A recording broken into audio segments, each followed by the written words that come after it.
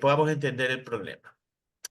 Si nosotros vamos a las ciencias de la paz para entender el problema, vemos que existe una violencia cultural, una violencia estructural, una violencia directa.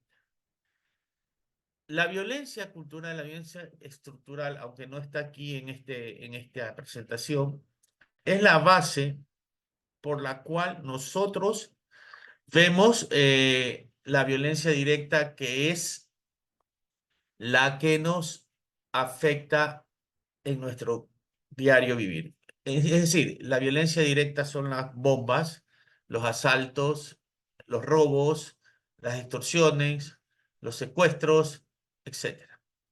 Esa es la violencia que nosotros padecemos. Si le damos la vuelta a la presentación, veremos que esa es como la punta del iceberg. Ustedes saben que en el iceberg es lo que menos se ve abajo.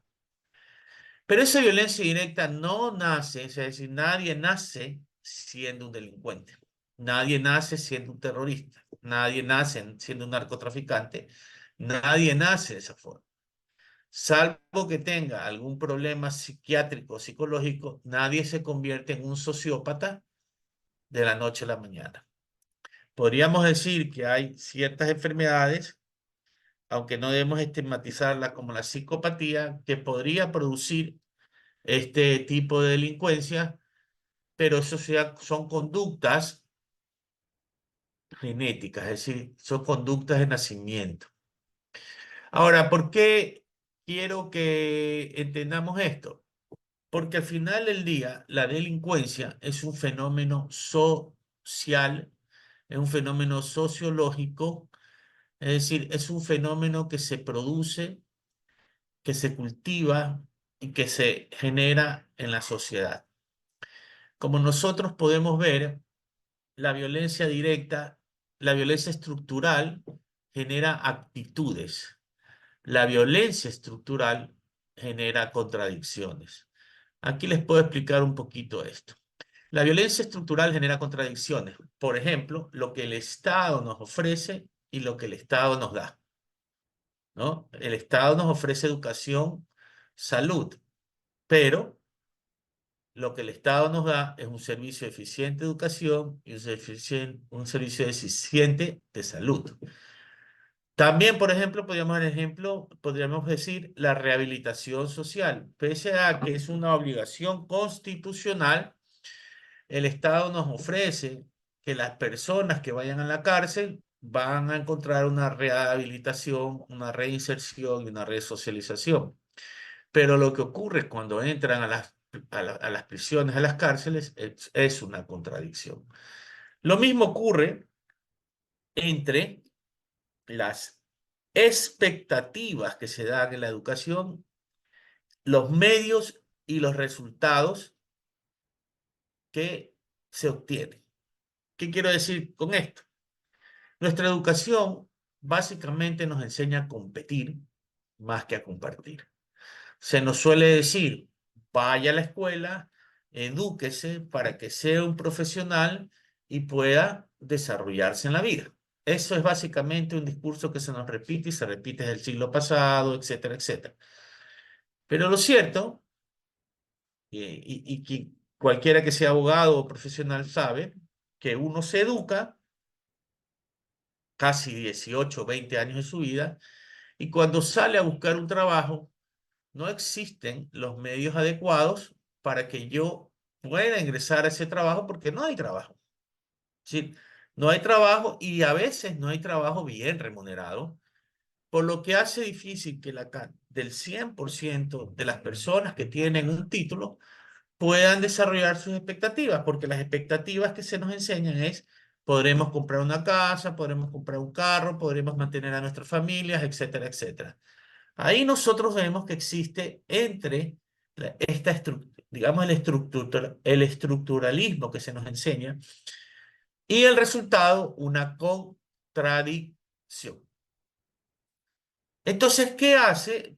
Primero entendamos un poquito. La violencia cultural, en cambio, genera actitudes, ¿sí? Es decir, vamos un poquito a la violencia que sufren las mujeres en la calle, ¿sí? Estos benditos piropos. Una mujer sale de su casa, atiende a sus hijos, se sube a un bus para ir al trabajo o a la universidad, se va. Mientras va al trabajo, pues alguien la piropea, la queda mirando de una manera incorrecta, se sube al bus, le ocurre lo mismo, se baja del bus, ¿cierto? Y encima, a veces en los ambientes laborales se ve afectada por esta violencia eh, que es aprobada culturalmente y que genera estas actitudes, ¿no? Yo he escuchado a muchos hombres decir, pues si eso les gusta, por eso es que se arreglan tanto. Entonces, vemos cómo esta violencia cultural cata, catabiliza, o sea, es un catalizador para que la violencia directa, en este caso el piropo, digamos, la falta de respeto hacia la mujer, se genere como violencia directa.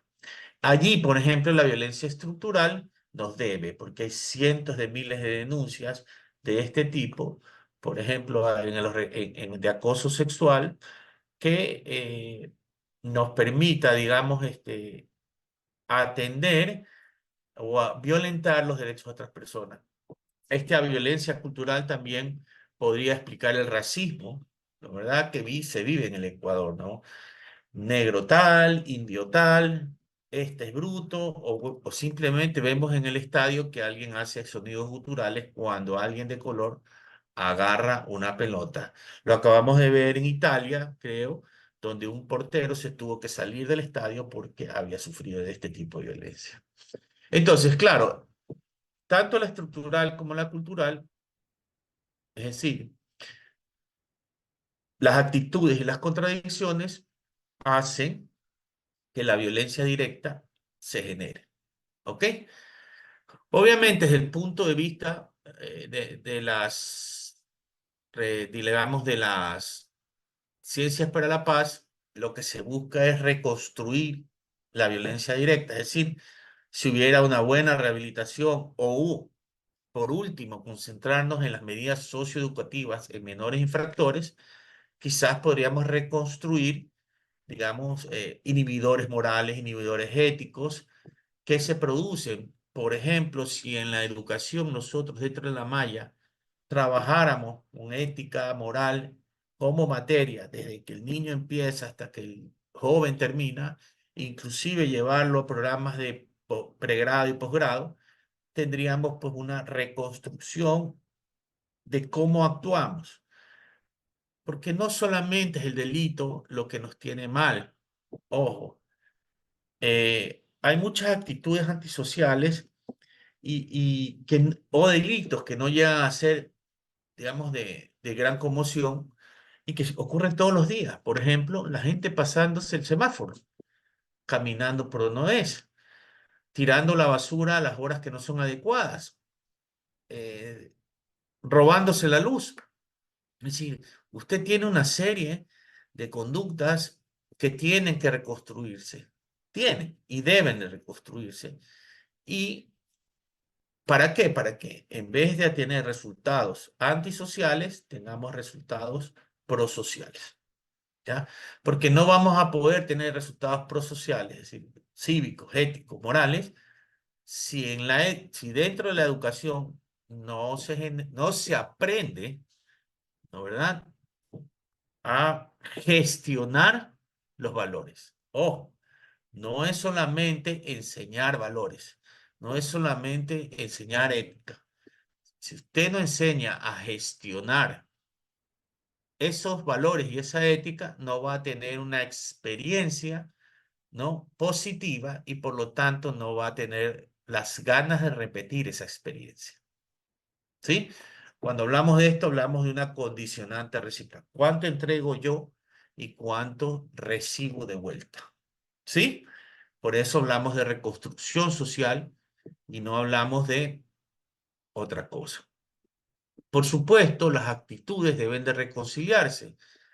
Esas diferencias que se marcan mucho a nivel socioeconómico y lo vemos, por ejemplo, en el tema de las pandillas.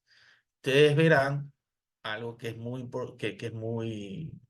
que a mí me llama mucho la atención, como, por ejemplo, los grupos de terrorismo, los grupos de delincuencia organizada generan su propia cultura, sus propios pensamientos, sus propios sistemas de interacciones y sus propios sistemas de respuestas. Se ha hecho, por ejemplo, un trending, o se ha hecho una tendencia, esa canción que hemos escuchado de un grupo específico de, de una banda organizada, ¿no? Eso es crear arte y ese arte crea cultura y esa cultura crea una filiación con la estructura narcodelictiva o de estructura delincuencial o la estructura terrorista. Y esto es muy común en los grupos terroristas. ISIS, Al-Qaeda, Hamas, siempre tienen una visión cultural. La diferencia es que se nutren de diferentes formas. Hay una visión cultural y se trata de dominar, por ejemplo, el caso de Al-Qaeda, se trata de dominar la cultura por la fuerza. ¿Sí? Que las mujeres deben usar una burka, si no se las golpea, que se las casa, digamos, que no pueden recibir educación, etcétera, etcétera. Entonces, ¿qué es lo que busca esto? Y este es un problema cultural. Otra manifestación de actitudes que vemos nosotros desde el punto de vista de la violencia cultural son el lenguaje, por ejemplo, de las manos. ¿No? El hacer así, el mover las manos, el expresarse con las manos de una forma, permite determinar que hay esa violencia cultural y que esa violencia cultural, como les dije, es un catalizador que permite que la violencia directa se dé. Entonces hay que buscar una reconciliación. Y en el caso de la violencia estructural, se tiene que hacer una resolución desde el punto de vista de políticas públicas y, ojo, de políticas privadas. Por ejemplo, desde el punto de vista de la política pública, ¿esta universidad tiene algún observatorio de paz o de seguridad? No lo sé. Pero he consultado en algunas universidades y parece que este problema que nos aqueja a todos no es algo objeto de estudio ni objeto de resultado. Es decir, no hay investigación científica para que nuestros políticos no resuelvan en virtud del momento político, el momento sociológico que se está desarrollando y obviamente las políticas públicas que se generan nunca responden a una investigación científica de datos cuantitativos, cualitativos, etcétera. No existe, mayormente no existe y la mayor cantidad de esos datos nos los dan instituciones, eh, ONGs o instituciones internacionales que al final del día no responden a la cultura nuestra, no responden a la cultura nuestra. Entonces, no hay una resolución, tanto, por ejemplo, de la academia, de los medios de comunicación. Los medios de comunicación siguen transmitiendo cuestiones que, de una u otra manera, demuestran una violencia estructural y hacen que el joven admire a quien eh, es un capo de la droga, un capo criminal, etcétera, etcétera. Por ejemplo, algo que también se le puede decir a los medios de comunicación es que siempre nos están dando el problema, pero nunca se nos dice las soluciones. Es decir, si ustedes analizan los últimos 30 días, ¿cuántas sentencias condenatorias algún medio de comunicación comunicó a la sociedad como lo hace, por ejemplo, con el caso Metástasis? ¿Sí? Sí, si a nosotros permanentemente se nos dice que hay impunidad, probablemente en la mente de alguien que quiere incursionar en el delito, esa impunidad, la impunidad es un aliciente para cometer los delitos. Si vamos a delinquir, porque todo el mundo comete delitos y queda en impunidad. Pero eso no es tan cierto. Aunque nuestra justicia tiene muchas deficiencias, debemos entender que La mayoría de los delincuentes que entran a la cárcel tienen sentencias condenatorias, algunos de penas muy altas. Así que no podemos construir paz, ojo, si no comenzamos a tratar esto desde esta idea tridimensional, ¿no verdad? Podemos pasar a la próxima diapositiva. Ok, para los que no conozcan qué es la criminología, vamos a entender un poco qué es, bueno, ese, qué bueno es allí. ¿Qué es la criminología? Bueno, la criminología es la ciencia que se enfoca en el estudio de la violencia, el crimen, el comportamiento delictivo, porque una cosa es lo que vemos y otra cosa es lo que el comportamiento. El comportamiento es individual y el crimen es algo colectivo, es algo que afecta a la colectividad. La conducta desviada. ¿Por qué se produce conducta desviada? Por ejemplo, en la violencia estructural, la conducta desviada se da porque los medios para obtener lo que se quiere no son suficientes. Los sistemas de control social, nosotros tenemos que saber que hay dos formas de sistemas de control social.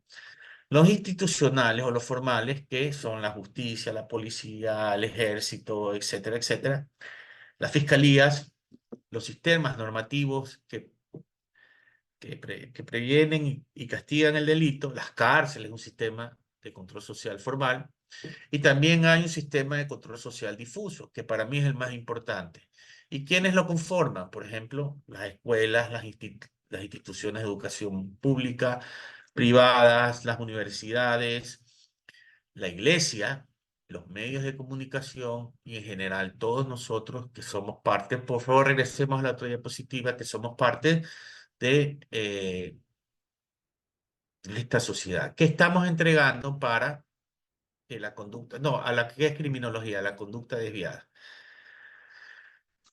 El objetivo es comprender los factores que contribuyen al delito, el desarrollo de teorías y estrategias para prevenir, detectar y controlar la criminalidad. Insisto, no vamos a poder controlar ahora esta guerra interna, ni la prevención del delito, ni la prevención de conductas desviadas si no comenzamos a trabajar desde un punto de vista científico, método cualitativo, cuantitativo, documental, híbrido, etcétera. Si no hay datos, no se puede generar estrategias, no se pueden desarrollar teorías y no se puede entender a las víctimas. Aquí hay que incluir el concepto de víctima. Recuerden ustedes que el desarrollo, para poder llegar a un criminal, por ejemplo, que asesinó, uno hace un estudio victimológico para ir pudiendo, definiendo quién podría ser el que produjo el asesinato. Es decir, siempre se trabaja de la víctima. Creo que para el caso del Ecuador, si hacemos un análisis segmentado de las víctimas, podremos ir hacia atrás para generar perfiles criminológicos verdaderos y no simplemente estar metiendo gente a la cárcel, ¿no verdad? Por ejemplo, un perfil criminológico sería muy importante para la clasificación del delincuente. Es decir, mañana alguien se mete en un asunto de tiguerón, probablemente es la última rueda del coche, un mensajero, ¿sí? Eh, y se lo mete y se lo clasifica como de alta peligrosidad. Un estudio criminológico, para mí una propuesta es importante, es que esa clasificación, es decir, a qué cárcel, a qué pabellón, etcétera, etcétera, se dé por parte del tribunal que sanciona un delito y no quede a cargo del SNAI, por ejemplo. El SNAI no tiene capacidad de clasificar, pero el juez está viendo, conociendo, se le están presentando pruebas y puede determinar el grado o no grado de criminalidad o de violencia o de peligro que este individuo es y de una vez se lo envía al pabellón, a la cárcel y al lugar donde tiene que estar. Y como es una orden de juez, nadie va a incumplir esa orden de juez porque se metería en un juicio penal. Avancemos hacia la otra diapositiva, por ejemplo, por favor. La siguiente. Ahora, esto puede ser muy novedoso para nosotros. No, la anterior. La anterior. Investigaciones para la paz, por favor. ¿Qué son las investigaciones para la paz? Las investigaciones para la paz realmente se hicieron conocidas a raíz de la terminación de la Segunda Guerra Mundial. Su máximo exponente es Johann Galtung, quien escribió la teoría de los conflictos, y es él, por ejemplo, el creador de el triángulo que acabamos de ver. ¿Sí? Básicamente, lo que persigue las investigaciones para la paz es entender las realidades que están ocurriendo ahora, hacer análisis antropológicos, hacer análisis históricos, hacer análisis psicológicos, etcétera, para generar resoluciones o respuestas o políticas o teorías que principalmente se centraban en las guerras o en los conflictos internacionales. ¿Ok? Lo que intentaba las investigaciones para la paz era entender por qué se generaba una tensión, un conflicto, una guerra entre países. ¿Ok? ¿Qué es lo que nosotros entendemos por esto? Es que, insisto, ¿por qué se crea como ciencia para la paz, como investigaciones para la paz? Porque se entendió que no se pueden resolver los problemas de los países si no entendemos y no hacemos un estudio, ¿no?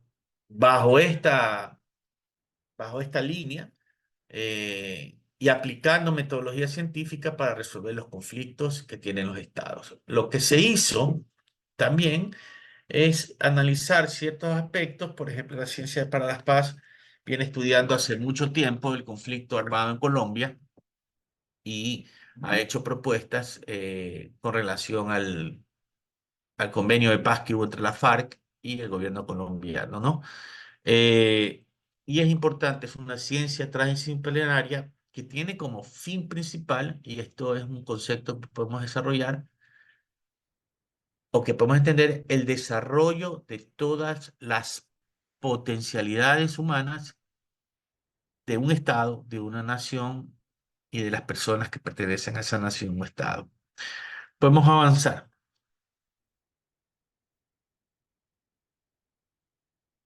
Entonces, ¿qué es la criminología para la paz? Es una fusión entre las ciencias para la paz y la criminología.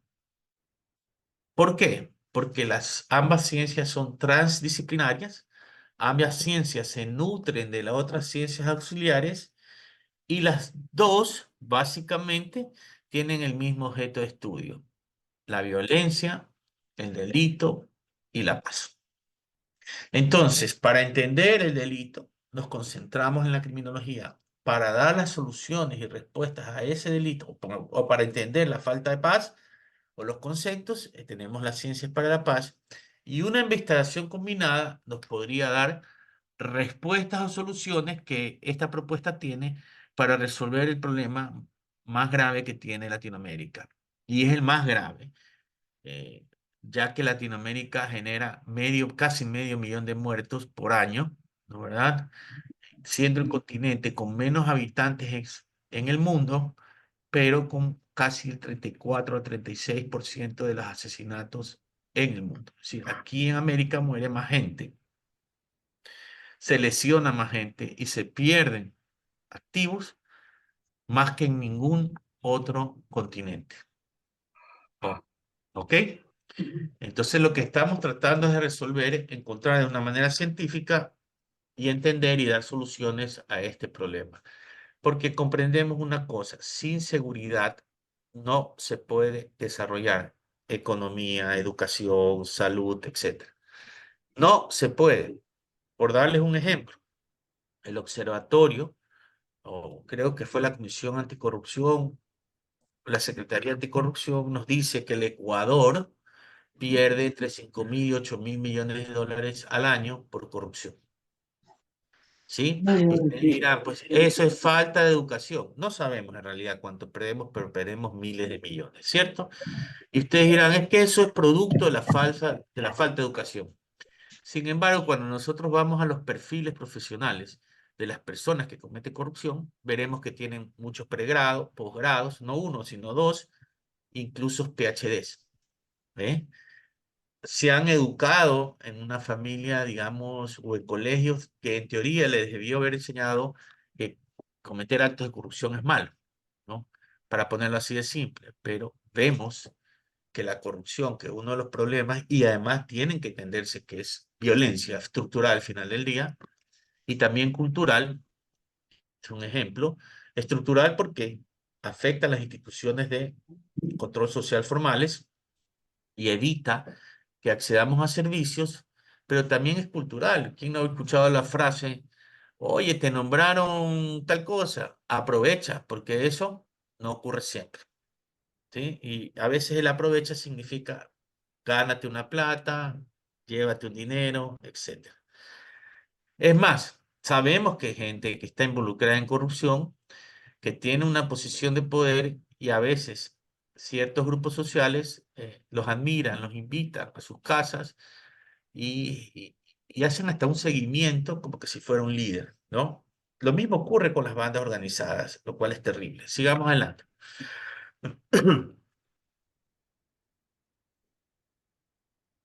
¿En qué nos basamos para el estudio del fenómeno? ¿En qué me baso yo como en la criminología para la paz? Yo básicamente estudio un fenómeno que se llama anomia, que es un hueco en donde el ser humano no encuentra referencias de comportamiento de conducta, es decir, nosotros no podemos acudir a nuestra sociedad para tener pautas de conducta en un lugar sobre una situación específica. Esto es muy, lo podemos ver digamos, también se produce porque hay cambios bruscos en los sistemas sociales. Por ejemplo, nosotros hemos tenido cambios bruscos en las interacciones. Esta charla jamás hace 20 años se hubiera podido pensar que era por Zoom. Yo en realidad no puedo ver si todos me están atendiendo o si realmente esto les genera a ustedes un interés. Sí, antes las charlas se daban físicamente, hace 5 años, hace 6 años. Era inconcebible que una charla compleja como este podría ser, digamos, dictada por un medio electrónico telemático. Este cambio brusco, este cambio brusco genera una novia. Inicialmente nadie sabía cómo comportarse en un foro tan amplio de forma telemática.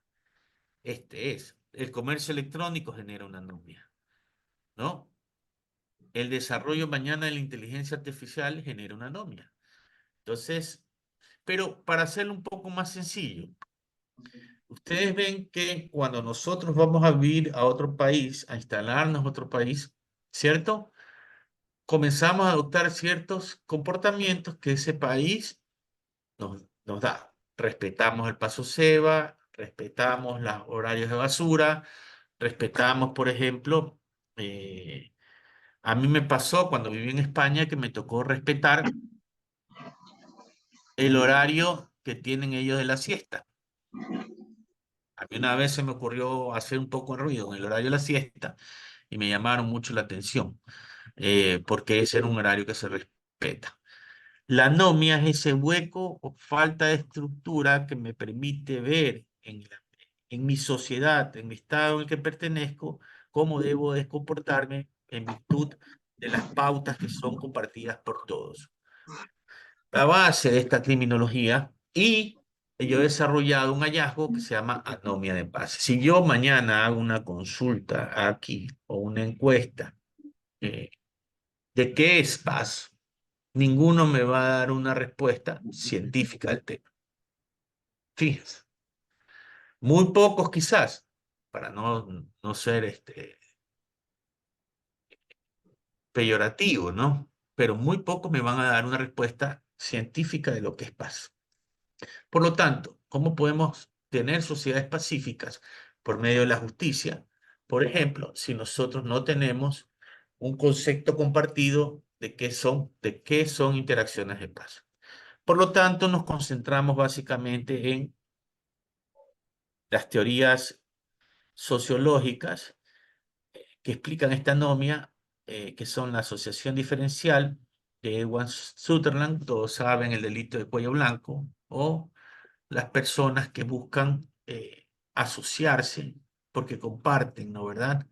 El camino delincuencial en ciertas estructuras. Tenemos la teoría de la subcultura de la violencia y eso lo podemos ver claramente, que se han creado culturas paralelas ¿no verdad? Que están convirtiendo el Ecuador en un paraestado. Es un paraestado para los ecuatorianos, paraestado para ciertos grupos delictivos, ¿sí? Que no comparten nuestras, digamos que se asocian en pandillas, en estructuras, y se sienten más ellos que ecuatorianos.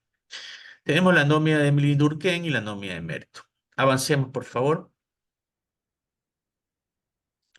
Bueno, Sutherland dice, podrían agrandarlo un poquito, no me lo sé de memoria, sostiene que los individuos aprenden comportamientos criminales por medio de la transmisión cultural. Vean cómo regresamos a la violencia cultural con otros que ya han adoptado estos comportamientos, particularmente grupos donde la actividad delictiva son comunes y refuerzan esto como algo positivo. Es decir, usted comete un delito y es premiado dentro de esas estructuras. Por lo tanto, usted crea una afiliación emocional con esa estructura. Eh, el delito de cuello blanco es un claro ejemplo de eso, ¿no verdad? Hay una asociación diferencial en donde yo cometo un acto de corrupción y decimos, y vamos a otra institución y le decimos, miren, pongamos a tal persona porque esta persona nos va a ayudar con cometer estos crímenes, ¿no? La teoría de la subcultura eh, contempla, ¿no? Que hay una desviación y que los desviados, por así decirlo, se agrupan para crear su propia cultura, su propio lenguaje, su propia forma de vivir, sus propios tatuajes, propia forma de vestimenta, su propia música, su propio arte. Entonces, esto también, como les permite pertenecer y también hay una devolución de factores, permite que la violencia directa se genere. Avancemos.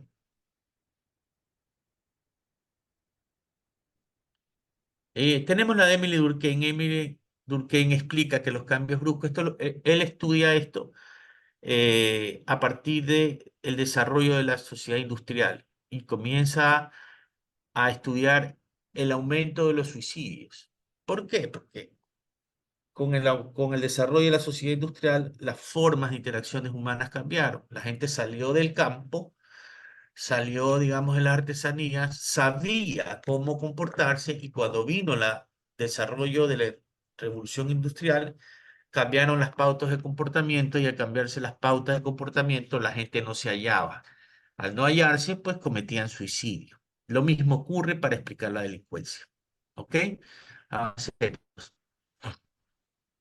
Y la anomia de Merton, que sostiene, que comienza a estudiar en los años 50, 60, el sueño americano, ¿sí? Y comienza a determinar que las expectativas de este sueño americano no tienen los medios para resolverlos y que ese choque entre medios y resultados hacía a veces que el individuo adopte ciertos tipos de respuesta con relación al conflicto, entre las cuales, pues, la más importante es la rebelión. No me importa si el medio es lícito mientras yo obtenga el resultado. ¿Ok? Esa es la anomia. ¿Podemos avanzar? Sigamos. Y esto podría entender el nivel de violencia al que estamos en el Ecuador. Tenemos una anomia de paz, tenemos una anomia de valores, tenemos una falta de desarrollo, de educación de los valores, tenemos que la gente se une en sus culturas, genera su propio arte y permiten entender que matar, robar, secuestrar, es parte de la defensa de sus grupos de organizaciones criminales. Es más, cuando yo fui director de la penitenciaría, me llamaba mucho la atención que los narcotraficantes no se llamaban delincuentes, decían delincuentes el que viola, mata sin sentido. Nosotros somos empresarios a los que los estados han declarado ilícitos, es decir, no se veían como delincuentes. Asimismo, lavado